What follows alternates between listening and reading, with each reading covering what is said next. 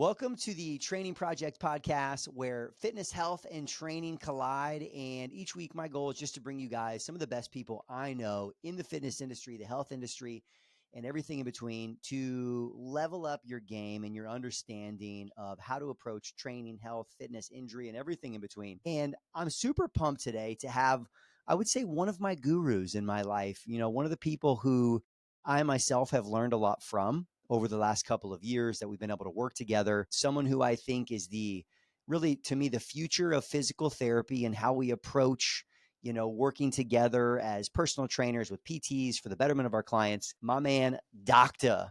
Eric Otero. How you doing, Doc?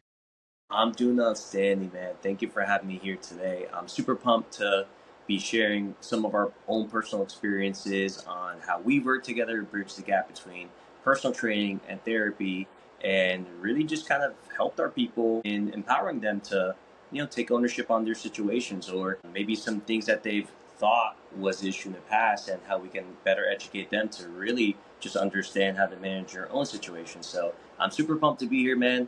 I think you're probably the trainer of all trainers. I do say that to everyone based on your Axiom Academy and just the way you educate the public. I think is phenomenal. I'm an educator by heart as well, so I'm super happy to be here today just to kind of powwow with you and just talk about some of these awesome topics. I love that, right? For anyone listening, I want you guys to remember that trainer of all trainers. I'm going to I put that stand on by it. that's going to be on my Instagram title now. I'm going to stick by it. No, this is great. This is one of the things I love, Eric, is that, I think not only, right, the admiration we have for one another of just how we're helping people, but unique for me in the sense that, like, even some of the other people that I've had on the podcast and those that I am having on the podcast in the future, not everyone have I been able to work with myself, right? And I truly believe for any of the trainers out there or even the aspiring trainers out there, one of the best things you can do is you yourself investing in working with really good people in different areas. And for me, like, I've pushed my body pretty hard over the years. I've made all the stupid mistakes that we all make, and injury is the best teacher, they say.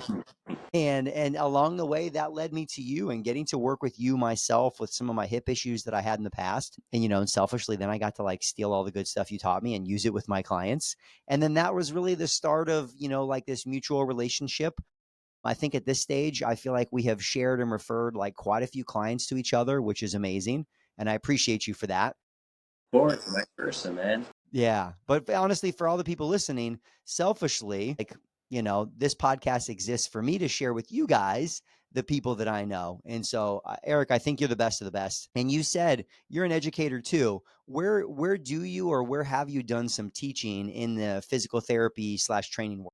Yeah, so actually where I graduated, Nova Southeastern, so adjunct professor for clinical anatomy and exercise physiology, which for me, I think is like the bread and butter for physical therapy, right? Knowing your anatomy and knowing how to apply it to exercise. Movement is the best medicine out there, and we can be very distracted with all the fancy gadgets out there, especially in healthcare and wellness, but sometimes you gotta keep it super simple and like when you can understand what is going on from an anatomical standpoint and bridge the gap from an exercise standpoint, that is really the long-term success for people. So for me, just having that background and still being able to utilize it on, let's say, a clinical level in this kind of setting is awesome because, physical therapy itself is evolving and should evolve, where people have a perception that physical therapy is, I need to learn how to walk again because I'm coming back from a car accident or surgery. Well, someone as active as you, like you're training very hard, you may have bumps along the road where you may be overtraining certain things and not understanding where you may have some deficits that can be correlated to pain, right? And at some point, you can do the same thing and run to the same issue, or we can take a step back, right? To like take a deeper understanding of what's going on to better really resolve the issue and then have that in the back of our mind to get ahead of things, have a proactive approach versus a reactive approach, right? Unfortunately, everyone is very reactive when it comes to the healthcare, but physical therapy itself should be evolving to a preventative standpoint, understanding their body better to get ahead of things versus just pain. And now it takes me away from something I enjoy. Yeah. And there's some real specific questions and topics I have for you today, but I feel like before we go down that rabbit hole or the rabbit holes that we can, I think it's probably useful for listeners to have an understanding. I think especially you're kind of talking to it about, I feel like already traditional physical therapy, or let's say like what people see physical therapy as versus what I've experienced you and your team at Pinnacle are doing. And so I'd like two things. I'd like for you to maybe help differentiate that more for someone who's listening, again, client or trainer, because I think for the clients that I encounter, even some of the clients I have, I mean, truthfully, one that I sent to you guys recently, there's some hesitancy or lack of understanding of like, what does a physical therapist do? What am I going here for? Right? Like I'm going to the chiropractor, I'm doing these other things. Like what am I doing? So I think that there's some education on, first off, what are you guys doing that you feel like is different than the rest of the PT world? Because I think that plays into our topics today. And also, caveat or like, tag on to that. How'd you get to that point? Like what led you to the, like how you approach it now? Man, those are really good It's topics, what I'm right? here for. Yeah, no, man, you're bringing the fire, dude. So for me, like, I'll start with the first thing, right? How did I get into this disposition of providing physical therapy the way we do, right? Even the name of our company is called Pinnacle Movement Performance. I didn't put physical therapy for a reason, because people have that connotation of, I'm going to do physical therapy. They're going to make me do some monotonous exercises. They're not going to watch me. I'm going to get handed down to like an assistant. I'm with two or three people at a time. They have a negative perception of what it is. And it's unfortunate because I've been through that as well. I quit physical therapy as a physical therapist. Going through that, when I established Pinnacle Movement Performance, I reflected on why did I quit physical therapy? And it was for the same reasons, right? I felt like it was a number. It was like I was in a restaurant and just different servers along the way. And it just kind of felt like a waste of my time. When I started Pinnacle, I knew I wanted it to be different. And for me, it's always about quality versus quantity. In our practice, we treat 6, 7 patients a day max, versus in other PT clinics, it's at least maybe 12 to 20 patients, right? And that's a very, very big difference when you get to spend that much time with a doctor of physical therapy to go through the whole process of what your plan of care looks like, educating you as to why you got hurt in the first place, maybe doing advanced modalities such as spinal manipulation, dry needling, ART, which is active release therapy. When you have more time to spend with the patient, you're going to have better outcomes and you don't need to see them as much, right? And that goes against the grain too. Our traditional healthcare is like stamped with 2 or 3 times a week for 12 weeks. It's arbitrary, right? You can't define people based on the diagnosis or just a timeline that is quote unquote for everyone. You need to treat the individual based on where their current like baseline is, and then where they're at and where they need to go forward. So everyone's different. So having a customized approach is what makes us different, and it's something that's very meaningful for me because that's something I saw out when I was a patient. Yeah, I like that. And that's the one thing that, I have taken more from you too. First off, like a lot of things over the years. Yeah, I've been certified 19 years now, and how I looked at flexibility when I first started versus how I look at flexibility now. Some of that is probably season as a trainer and understanding, the role of the nervous system. And there's a lot of other things. But I think also, I don't know that people were talking about it the same that they are now. And now, like, I would imagine, no doubt, someone comes in and they're observing you in the clinic. There are some modalities going on. There are some like, obviously things that only physical therapists could do. But then all of a sudden there's like probably half the session that looks like strength and conditioning, right? I mean, you have a gym inside the facility. And so with that in mind, I'm going to lay you up for this one a little bit too. Oftentimes people are coming and finding you, right? Even my client that I sent to you recently, and she might even listen to this. She's amazing. Oftentimes the need is there when we're in pain, right? Which makes sense. We're doing things. She's strength training with me. She's playing tennis and all these other things, maybe too much, but that's a whole nother story. And all of a sudden we're in pain now. Okay. So we have the sensation. We're like, man, I need to do something about this. And how do you feel about like, or maybe how you can speak to it? The common thought is like, all right, cool. I need to figure out like, what do I need to stretch?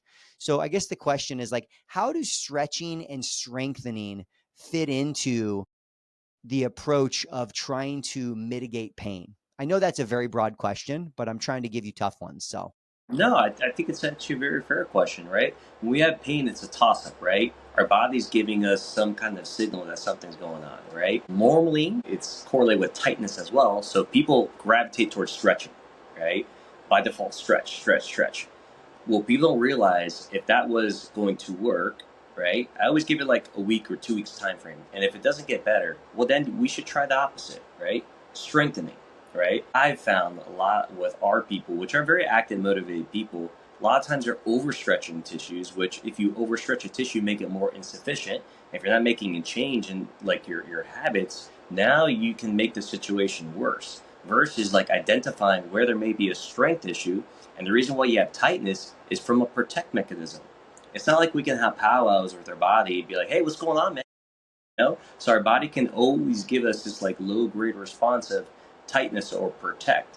And what I find is more than likely a strength related issue that they're not addressing, something very, very specific, right? And the way I look at it or explain to our people is like, hey, our job is to find things you're not good at, right? And guess what? We're going to do that in repetition over and over, right? Because we need to re-educate the body and how to integrate that into your higher level activities, right? So if we build a stronger foundation, you could build a big house, right?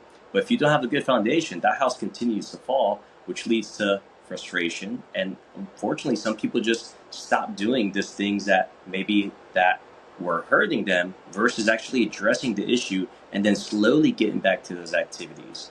So like for us, it's important to understand that, you know, it can be irresponsible for like sometimes physicians where they say, don't squat anymore, don't deadlift, right? But that's not what life is, right? You have to squat to sit down to a chair. You have to squat to get into a car. You have to hinge sometimes to pick up things, you know, like items off the ground. So like we're looking for a more practical approach to identify why the pain is happening and then give people like a plan, whether it could be a mobility issue, but we're going to assess that, right? Or it could be a strength issue, but we're going to identify and assess that. And, you know, it sounds cheesy, but assess, don't guess. If you understand what the issue is, you're going to have more intention on how to treat it. Yeah. What would be, if you had to say, and this can be anecdotal from your experience too, because I'm sure no one stretch is bad, right? But what's the like most common stretch that you find people are doing that may not be serving them? Man, that's a loaded question as well. That's a good one. I don't think anything is bad. I think if things are done too much, that's when it kind of becomes from good to not good. Like sometimes a pigeon pose, right? We always think is good. I like the posterior capsule mobilization better, which is a little different, but it hits a lot of different tissues and it creates a little less torque on the hip and knee, right? And once again, like for example, your sciatic nerve passes through the piriformis. So if you're always stretching something like that and that nerve is passing through there, then you can increase what we call neural tension. And then that stretch can go from good to not good. Or hamstrings as well.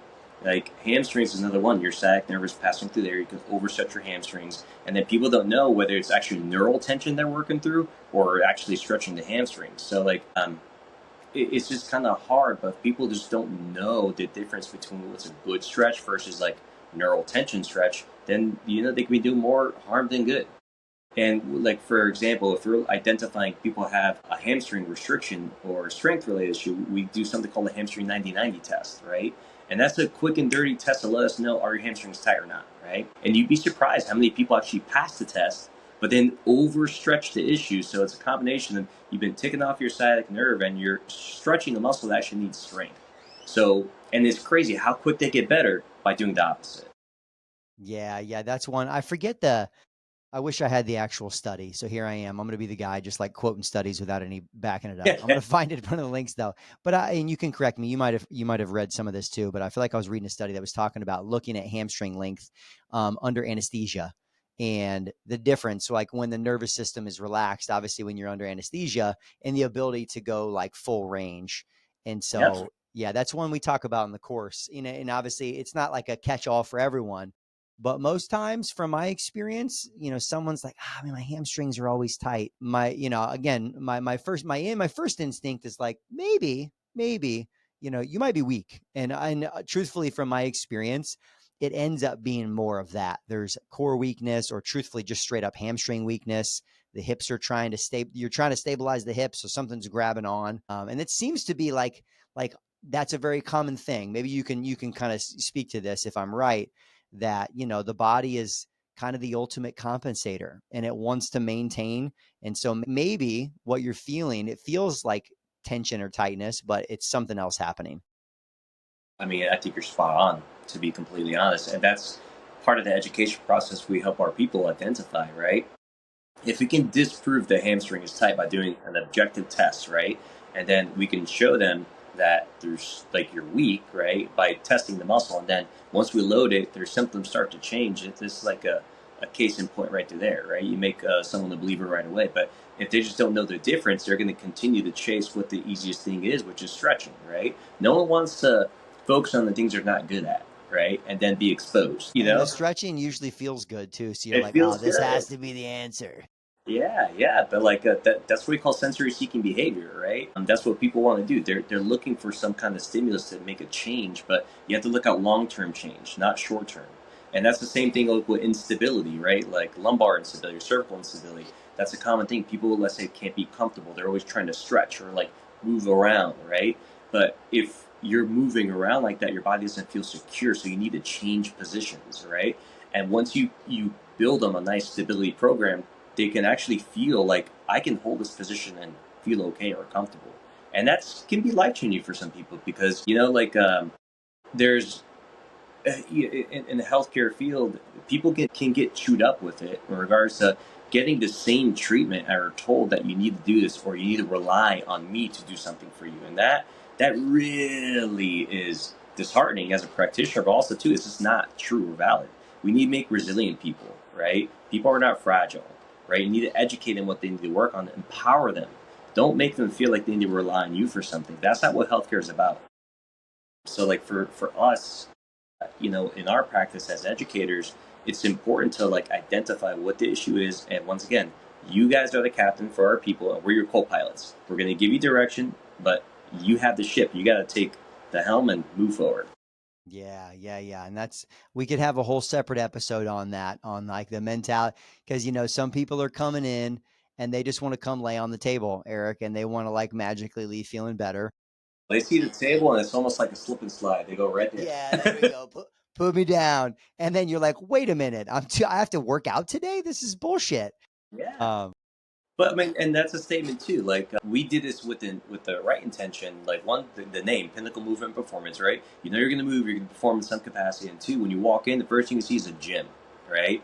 And I want people to know that this is a different place, right? And that's how we get more active, motivated people because they want it for themselves. And if you want it, we can help you get to that point. It's just is identifying where you're at once again and finding where your limitations are to help you move forward. Eric, let's talk about back pain, right? Ooh, I yeah. mean, this is, one of what do they say? 80% of people are going to experience back pain at some point in time. I mean, whether you're a mover or not a mover, if you're working out long enough, you challenge your body, things are going to happen. Like, and we can say low back. We might get into the fact that it's like hips and low back. Let's just talk about the LPHC. Super common area of pain, discomfort. Some people might call it dysfunction, whatever you want to say. When it comes to, and I know there's going to be layers to this, when it comes to dealing with low back pain, the average person who maybe they're dealing with something right now, they're listening to the podcast. How do you go about starting to figure out what in the hell is going on, right? Because there's a lot of stuff down there. There's a lot of things connecting in this area of the body. Maybe that's why it's so common. I don't know. But Yeah. how do we start to think about and approach low back pain? Honestly, the most important thing we should be doing as practitioners when we're gathering information, and really that's the answer, gathering a history, right? Diving into deep questions like, all right, what about low back pain, right? When did it start? Was there a mechanism of injury? What kind of pain? Is it dull? Is it radiating? Like what makes it better, what makes it worse. Once you create that little profile, you can create what we call differential diagnosis, right? Like you never diagnose someone based on one thing, right? So a lot of times when people say I have pain down my leg, okay, well, does it go past the knee, right? If it goes past the knee, they can let me know it could be discogenic or it could be like a peripheral nerve entrapment. If it doesn't go past the knee, right, then I could be looking at the SI joint as well, because SI joint can go to the knee and it may not go past the knee, but you need to start creating a profile for people to like understanding, all right, this drops in discogenic, this drops in nerve entrapment, this drops in SIJ, and then the bucket that's most full, then you go into like more objective tests, like special tests to kind of prove and disprove other diagnoses. And that's important, and For us, that's why it's important for us to see a lower volume of people. That way we can go into these deeper dives to actually correctly diagnose people, right? Because I can't tell you how many times we have people that have had years, months of pain, and no one really takes the time to explain or like dive into these deeper questions or movement assessments. And once you start like figuring out these little buckets that have been overflowing the whole time, it's like you're scratching your head like, how did you get so far with no one actually like helping you with this process? Well, because everyone's treating everything else, because they're just trying to do quick fixes. Let me adjust. Let me put you on medication. Well, your body's going to speak louder over a period of time because you're doing the wrong thing. So like for us as healthcare practitioners, like we have a due diligence to people to not treat people like numbers, but spend more time, dig into their situation a lot more deeper, and understand that there's a reason why their body is saying, ow, I have pain, right? Pain's a byproduct of something else. So until you identify what those mechanical issues may be or those neural issues may be, you're going to be going in circles. But it just goes back to finding, like a practitioner that is going to be able to spend time and go through these deeper level, like evaluations or assessments to really understand what the root cause of the issue is. Yeah. And on the level of like new trainer understanding, or even someone who's like, I'm real serious about my body, I want to understand what's going on. I wouldn't call it prevention, but factors that may contribute to, what are some of the most consistent lifestyle habits that you've run into that like are quietly wrecking people's backs, day to day? Honestly, a lot of societal things in regards to being on our phones, being on computers, right? We're not moving as much, right? Think about like when we were kids, right? Did we have all these issues when we were younger? Probably not, because we're playing, we're active, we're moving our body throughout the time. Life hits harder as we get older and we become more static and sedentary, and our body becomes less efficient at doing what we were doing before. And then we go through extremes, right? Maybe we're on the computer, we're doing our 9 to 5, whatever, and then we want to go through like a high intensity workout, right? And maybe we're not warmed up, right? So like those things compound into what we call micro trauma. Like little things over time lead to macro trauma. Normally when it comes to injuries, like your body can compensate until it can't compensate anymore, and then your body says, ow, right? So like these things were looming in the back the whole time, but your body just can't keep up with the demand of what you're doing. Yeah. And I know there's, like you mentioned, there's a lot of reasons there could be low back pain, hip pain, low back related. But if you had to think of, for the trainers working with clients, trying to build these like resilient bodies, or exercisers who are out there, like they want to get the most out of their body in training, what are some of the main, and you can get into even examples if you want, but what are some of the main principles that you would look at as far as like what someone should be doing to minimize the likelihood that this is a major issue for them? So, I mean, if I always say if something's been bothering for like 2 weeks or longer, go get it checked out, right? Whether it's a practitioner, a physical therapist, or ortho, just get some baseline information. If you go to ortho, you go through your standard imaging, and like you can roll out something serious, right? Which is good. A lot of times it gives people peace of mind, right? I get a little more cautious with MRIs because 9 times out of 10, this could look like a grenade went off in someone's back, right? But people don't count. When someone's active, of course, you can have different stresses and different things happen in the back. But a lot of research shows that despite whether you have pain or not, that could have been happening regardless, right? So a lot of times when people give us images, we go through it with them and we go through the report with them because there can be a lot of noise, right? And that noise doesn't create the full picture of what the person's dealing with. But it goes back to like, after that person has done that and with the trainer, just assess, don't guess, right? Look into some of the movements that maybe bother them, right? And then put it into like different patterns that they may be having with their issues, right? And if let's say a squat is an issue, well then maybe modify some variables with it, right? Maybe decrease the range of motion, decrease the tempo. I'm a big fan of decrease the tempo, right? Time under tension allows your body to be a lot more stable through the move. And a lot of times they can kind of feel a good brace and they can feel more comfortable throughout that range of motion. Decrease the weight. Play around with just traditional strength and conditioning variables that we all know, right? But don't just take a step away from the movement altogether, right? And then a lot of times between the personal trainer and the code, and the patient themselves or the client is green light, yellow light, red light, right? That's how you know where you should proceed or not. So green light means go, yellow light means proceed with caution, and those yellow light examples I gave you are actually how you modify them. Decrease tempo, decrease weight, decrease range of motion, or red light, it hurts during, it hurts after. And by identifying that, you're going to know whether something's more relevant or not. So But what like, I'm who doesn't have aches and pains here and there, you know? And sometimes you want to help people work through that versus just like shy away and avoid, because you don't want that as well, because that leads to what we call kinesiophobia, which is fear avoidance behavior. A lot of times people just like, nope, bothers, never gonna do it again. It's like, whoa, let's work through that. Yeah, that's big. I feel like when I first heard that word kinesiophobia being thrown around like fitness conferences, I'm like, what the fuck are you talking about? Fear of movement. And I was like, how the fuck, but then over time, I'm like, oh wait, no, this is real, right? Like you get injured. And honestly too, I think it was even me whenever, I had like a total like laying on the ground back out kind of thing like years ago now. And then man, was I sure as hell hesitant to deadlift for a while, even knowing, and I'm the trainer, right? So I'm like, okay, like I understand what's happening here and it's real, right? And then you have to go through some other barriers. So what I'm hearing you say is like in general for people, whether they're feeling something or not, there could be some benefits, especially if you start feeling something, like slow things down, pay attention to what you're feeling, that's information. On the sense of, let's just say like someone's not feeling anything, but they're like, man, you know what? Like I've been following this dude, Eric, and like, he just seems like he's the man, which obviously you are.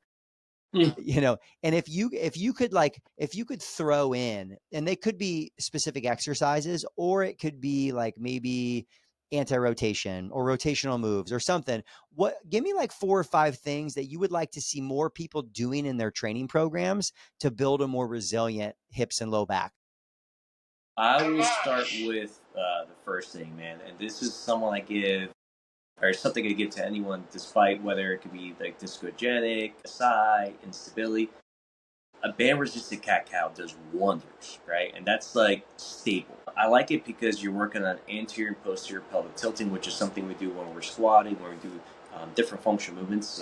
And when you add the band to it, you're adding mobility with stability. You're getting the best of both worlds. And for me, that's a good baseline for anyone, right? And then you can play around with the band placement, cueing different parts of your we call lumbar spine, different segments to basically like work through that motion a little bit more. But I want them to work through that resistance, right? And do it without gravity, because gravity is always a compressive force. So when you're away from gravity, your back is actually a lot more receptive to more load, right? Another great exercise is, we all know dead bug, but like squeezing a ball, like a big physio ball, while going through dead bug, that is a game changer, because it really, really teaches you how to brace into those abdominal muscles, because you're keeping an isometric contraction while you're going through those reciprocal motions, right? And then the dead bug motion is opposite hand, opposite leg, which is correlated to walking, which we do in our day-to-day. Well, once again, from a conceptual standpoint, you're getting gravity out of the equation. And also, too, isometrics from a conceptual standpoint are meant for stability, right? And then as we progress into different movements, I'm a big fan of a squat, a lot of different squat variations. You can do anti-rotation. You can do a goblet squat. It pushes you down, which gets upper back as well. So there's different ways to cue the body to make one exercise evolve into other exercise. But also a side plank. Man, Shakira had it from the very beginning. Hips don't lie. Side plank is phenomenal for many people. And you'd be surprised how people say they do side planks, but when you test them, it's like, you're like, you can't even hold it for 20 seconds. You're not doing these right. You're not doing them right. You're not doing them right. Or like, you know what? Let's say you have a good baseline. Well, let's progress that, because there's so many different variations of a side plank that you can really evolve people into, like, once again, it goes from physical therapy into now this is really strength and conditioning, right? The side planks, I'm a big fan, because one, you get a lot of oblique work, glute med, you get shoulder stability, you got a lot of lateral chain. Yeah, right? Yeah. That whole lateral subsystem is great. Yeah, you can always reverse it, go knees bent. You can put the opposite arm down. You got a lot of different variations for people that can just be like a good low level, or you can make it very advanced. So I'm a big fan of side planks. I would say notoriously about 90% of the people with low back pain probably get some kind of side plank variation to start. And I say that like aggressively, to start, because that's something that I've always found that they're missing. See that alone. When Dr. Otero says he does something and I'm like preaching it all the time, I'm like, I knew I was smart. I knew I had it. No, I'm the same. I feel honestly, every one of my clients, they're getting some side plank variation every week. And Yep. maybe it's, that to me, that the fun part, even this kind of blends into how we talk about and teach like training, programming, what we call prep and prime, which is very much like your prep work, that to me over time, like this is stuff we're tucking in there. This is good for you stuff no one wants to do on their own. And I love it in there. I love it in there. Throwing that in. And like to your point, man, you can make side planks hard, Oh, yeah. Yeah. Copenhagen, you got all kinds of stuff. So I feel like no one graduates from it in my book. They just get to do harder variations. No, the harder variations. I always tell people as well, like, hey, I've been doing this for years as well, and there's so many side plank variations. They always hit deeper, But like once again, that's what you want for people. You want them to be comfortable being uncomfortable, because that's how progress is to be made in any aspect of your life. But also like work through that, like, let's say the thing that you're not good at, because once you get more proficient and good at it, one, you'll be in less pain, but two, you'll be more, because you saw like where you started and where you're at. And sometimes you want to make a little competition, like, all right, here's where I want you to be, right? But here's where you're at now. But over a period of time, as we work into this, you're going to evolve into that. And guess what? Like, that's where you should be. Yeah, love that. Yeah. So the other thing, I'm interested in your take on this too, because this is kind of stuff that we talk about this a little bit in the course. And then I think about it definitely with clients is, you can get deeper down the scientific rabbit hole of learning about like the slings of the body, anterior sling, posterior sling. And I have found one of the easiest, and this is now like, this is newer information that's included like in the NASM that we teach. It didn't used to be. It's a little higher level way of thinking, I think, for new trainers of like how these muscle groups work together.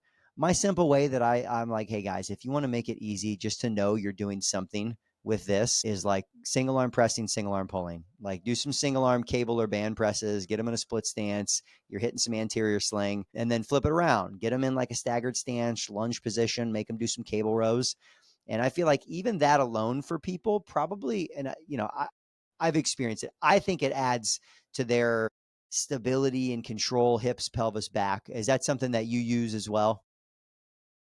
I mean, we're just teaching people how to apply a concept called co-contraction, right? And that's what life is, right? Teaching different systems to work together, you know? Um, but people don't realize we don't work in isolation, We can always like do open kinetic chain, quad strengthening, that's great. But like, how does it correlate to like our day to day? It'll be good to strengthen the quad muscle, but you also need to teach that quad muscle to work close kinetic chain squat, Squat with a press, because like what happens if we're want to play with our kid, we pick them up from the ground and then we press them up top right to there. So these are functional movement patterns that we're doing throughout our day, but when you isolate them and do a repetition, it hits a little deeper because it just forces your body to work overall harder. And you're working core stability, you're working upper quarter, whether it's posterior chain or anterior. And the same with, upper versus lower. Like, you challenge the whole body on a very, very higher level. And for me, like, you're at that point, you're training people for life, which I love. And on the last thing I want to talk about with maybe say hip and low back pain for now, and for anyone listening, some of the exercises that Eric mentioned, wherever you're watching or listening, I'm going to link these moves because he's got some videos. Most of them I've done in the show notes. So you guys can actually go see and try this stuff too. Eric, in your experience working with men and women, is there a major difference in like, is hip pain more common male, female, low back pain? Do you see similar symptoms and outcomes for both? Or I'm interested just knowing that the female body, we've got some different structure with the hips and Yep. the pelvis. Is it more common or less common? Are there any differences male to female that you find? That's a really good question. I would say generally females can be more hypermobile, right? So they definitely need more stability. Males tend to be more stiff, right? So they need to start with maybe a little bit of a mobility program, but then as they gain mobility, they need to learn how to keep it, retain it, right? So then we give them like low grade eccentrics. That way you work throughout full range of motion and your body knows what to do. But vice versa, like our ladies definitely just, they move so well. They need to stabilize all that motion. And, a lot of their low back and hip issues come from just a lack of stability. So building them a foundation or giving them like more isometrics to start and then build into like isotonics is like really, really, really beneficial for them. But then it also depends on like the activities of what they're doing, right? Because activities definitely will affect them a little bit differently. But just from a baseline standpoint, I would say women tend to be a little more hypermobile, and then they definitely need more of a stability program.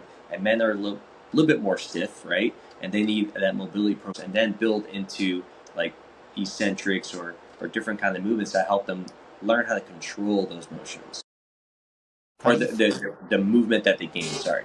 Yeah. No, that's great. That makes sense. And I wasn't sure, so I wanted to hear on that too. Thinking of hips, and we're kind of talking like hips and low back, right? Very common area for people. Also, like, there's a lot out there on social media these days of like, either for or against the Pilates princess, right? Let's talk about like common training. If someone's like, man, you know what? Like I want to build better, like mobility, flexibility. I want to strengthen my hips and back. I'm going to just go do Pilates. How do you feel about that? I like Pilates. I really do like Pilates. Pilates is a good way to challenge people, work through ranges that, they need to really learn how to control. I don't think Pilates is the end all though. Pilates doesn't always correlate to like the different stresses we have on our body. And like just a simple concept of Wolff's law, right? We need axial load through our joints to make more resilient joints, right? Or like one of the best things you can do for like, let's say OA to hip, OA to knee is like get that Wolff's law concept where that compression helps improve bone mineral density. So Pilates is not the end all. I definitely think it has a time and place, and it can be very beneficial for people. But I like to diversify strength regimen and training. I'm not a one school of thought conquers all kind of person. I think the same way you have an athlete, right? If they are playing baseball, basketball, let's say martial arts, that athlete is going to be very, very well developed and going to avoid overuse issues versus the athlete that just did baseball and now he has a Tommy John's issue, right? Or he had to get Tommy John surgery. So giving your body variable stresses actually does very well for your body. That way it can't habituate, and you're less likely to run into the overuse issue. Yeah. My last question on, especially on low back and hips, and you're very political. So you might be like, oh, nothing's bad, but I'm going to challenge you too. Let's just say if you could ban one exercise or fitness trend forever, especially maybe related to like, pain, something that you think is doing more damage for most people than good, what would be the one exercise that you'd say, get the fuck out of here? We got to stop doing that. Oh, man, one exercise I really don't like. I like all exercises, and you know how I am with that. I think all exercises can be good if done right. But one exercise I really don't like, especially when people get fatigued, is like a lateral hop over, right? And more like a box versus like a bar. Bar's okay, but when you put fatigue in there, I remember I was working like an event a long time ago, and there was like a practice for like a big CrossFit league, and during the practice, like two people like tore their ACL in that one practice. You're And like, it was something's just like, going on here. yeah, like like as people get fatigued, right? And it's something that they've done time and time again, but like it's just one of those things. The risk versus reward with something that requires a big, like power type movement and also good control. Like there's a lot of less margins of or wiggle room for you to like avoid injury. So like for me, like a big lateral jump over to like a box or something, I'm not a fan of, but all other movements I really, really, really do think can be good. Just modifying certain things and just be responsible. Like, don't take a new movement you learn and start loading it up. That's where I think can become issues with a lot of different movements. But it's just being responsible with like understanding where your level is, maybe having some supervision if you're not like well adverse, and just you don't need to master it right away. And that's like a cheesy thing I tell people. Like, whenever I'm giving them something they're not good at, I was like, well, how many times have you done that? And they're like, the rep number 3 is like, okay, good. You're not going to master it right away, right? You're going to work at it, and then you'll be proficient with it later on. So I'm going to quote you. I'm going to misquote you after this and be like, Eric hates CrossFit. No, I'm just kidding. No, I love CrossFit. I love CrossFit. I know. I think CrossFit is great for many different reasons. You're getting people to move. And actually, Totally. a fun fact with CrossFit, FSA, HSAs are actually reimbursing or allowing people to use that as a form of payment, because what we find is CrossFit people are overall healthier, right? So they have less likelihood of diabetes, less likelihood of cardiovascular issues. And, the bottom line, if insurance is recognizing that, that's a pretty powerful statement. And I do CrossFit myself, I know. so I know. That's why I like to give you credit. CrossFit. go CrossFit. Yeah, people are so divisive on stuff, but like you said, people are moving. But my takeaway from there is like, yeah, some things like high intensity under duress, probably not the best. You would think Correct. that's common sense, but then we all get competitive and we do things and we're like, oh man. Yeah, Yeah. it's the timer, and like your buddy over there is like, hey man, I'm gonna beat you. It's like, I bet you won't. And like that becomes a little bit more dicey, and that's where people are renting this year. Yeah. All right, my last question for you. First off, I love your insight, Eric, and I'm looking forward. I already know, and for those listening, just already count on the fact that I'm going to have Eric back on. We're going to tackle other areas of the body because we got a lot more than the hips and low back. We got to talk about shoulders. We got to talk about T-spine. We got to talk about all the things. But big takeaway, if anyone listening to this remembers just one thing about pain and movement, what should it be? Pain is a signal from your body telling you to listen to it in some capacity.